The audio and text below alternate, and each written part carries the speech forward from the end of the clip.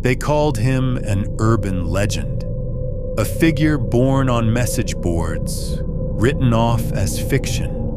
But stories don't spread like this without a reason. The first whispers came from old internet forums.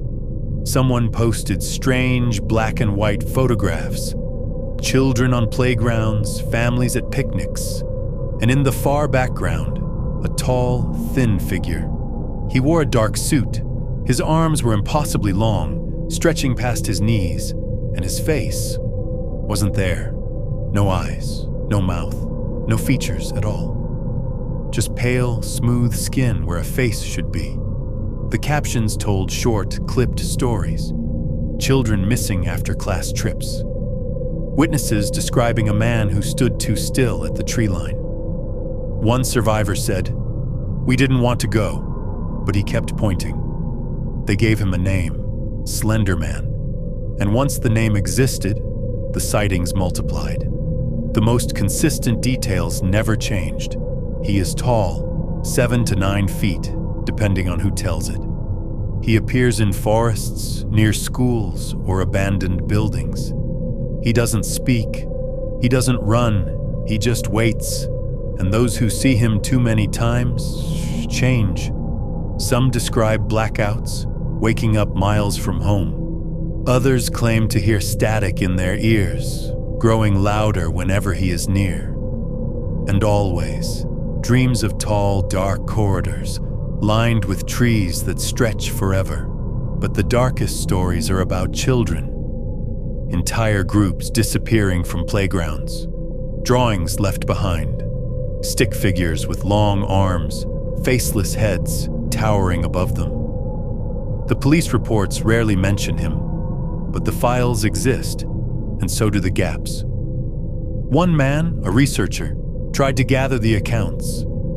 He called his project Marble Hornets.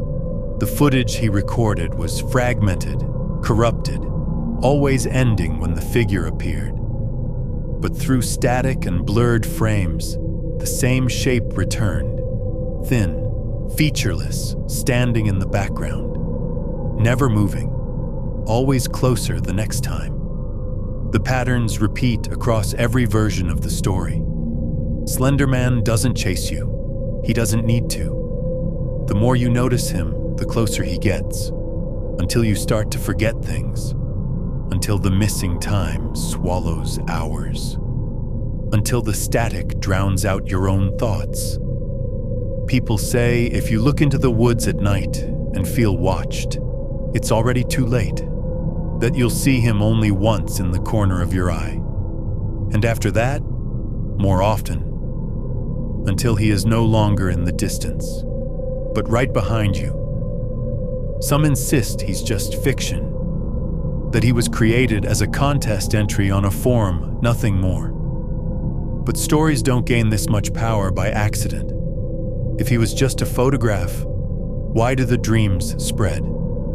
If he was just a myth, why do the drawings keep showing up in schools that never heard his name? If he was just a story, why do so many go missing?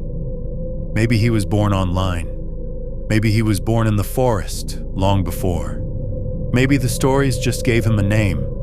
But remember this, he doesn't need to chase. He waits.